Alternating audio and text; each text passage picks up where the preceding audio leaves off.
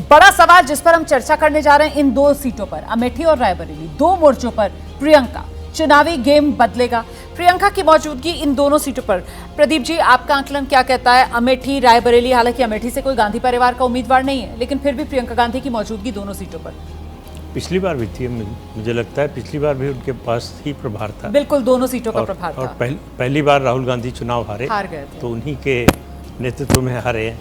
मुझे लगता है रायबरेली जो है इस बार राहुल गांधी के लिए बहुत आसान नहीं होगा। इसका ये मतलब नहीं है कि चुनाव हार रहे हैं, लेकिन पिछले 20 साल से, 2004 से, जब से सोनिया गांधी रायबरेली से लड़ रही हैं, वो समाजवादी पार्टी की बैसाखी पर लड़ रही है कांग्रेस पार्टी वहाँ। जो 4 पार्टियां हैं उत्तर प्रदेश में, बीजेपी, कांग्रेस, सपा, बसपा, उनमें सबसे मजबूत जनाधार रायबरेली में अगर किसी पार्टी का है तो समाजवादी पार्टी का।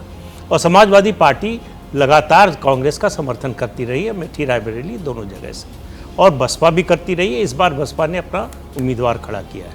पिछली बार अलायंस था सपा बसपा आरएलडी का, लेकिन कांग्रेस उसमें शामिल नहीं थी, फिर भी अमेठी रायबरेली की सीट पर समर्थन दिया था, वो वहाँ से उम्मीदवार खड़ा नहीं किया था।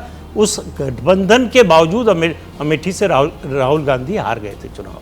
तो इसलिए रायबरेली जो है, और रायबरेली में सपा इस बार पहले की तुलना में कमज़ोर नज़र आ रही है। उसके 2 विधायक बागी हो चुके हैं, मनोज पांडे जो उनके बड़े कर्मठ विधायक थे, जुझारू हैं, वो बीजेपी ज्वाइन कर चुके हैं।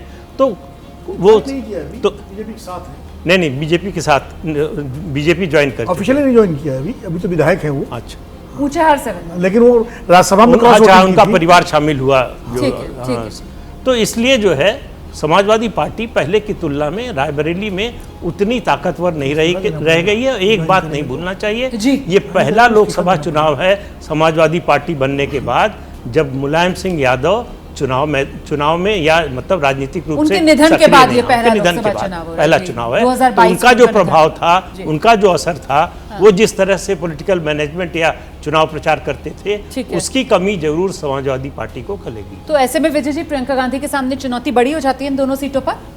दोनों सीटों पर जाहिर है, जैसे प्रियंका जी पिछली बार भी चुनाव में लगी हुई थी, और दोनों सीटों पर कांग्रेस का वोट घटा है। पहली बात रायबरेली सीट पर भी पहले 3,75,000 था, जो 1.5 लाख पर 1,70,000 पे करीबन आया जब सोनिया जी जीती हैं पिछली बार। वहाँ पर 55,000 से राहुल गांधी हार गए थे, तो दोनों सीटों पर कम हुआ। दूसरी बात जो प्रदीप जी ने जिसका जिक्र किया कि समाजवादी पार्टी और बीएसपी का गठबंधन यहाँ नहीं है, आरएलडी उनके साथ नहीं है, और समाजवादी पार्टी कमज़ोर हुई है। तो रायबरेली में थोड़ा सा टफ होगा। और अमेठी को मैं समझता हूँ कि अमेठी का जो वोटर कांग्रेस का है, वो कांग्रेस का वोटर नहीं, वो गांधी परिवार का वोटर है। ठीक है। तो चुनाव में तो हर आदमी अपनी तरह से लड़ाई लड़ता है, लेकिन किशोरी लाल जी को लेकर क्या कांग्रेस का पार्टी का जो वर्कर है वो उनके साथ उसी तरह से खड़ा रहेगा जो गांधी परिवार, क्योंकि गांधी परिवार के साथ जुड़कर वो प्राइड फील कर। जैसे ही घड़ी का काटा दोपहर 2:30 पे आए, बबीता जी का दिल सास बहू साजिश के लिए मचल जाए। और ये है इनकी बहू, पूरे दिन ऑफिस की टेंशन हो जाए गॉन जब ये करें अपना फेवरेट शो फ्री टाइम पे ऑन। इनकी तरह आप भी देखिए अपना फेवरेट शो अपने टाइम पर, और डाउनलोड कीजिए एबीपी लाइव ऐप अपने स्मार्ट टीवी पर।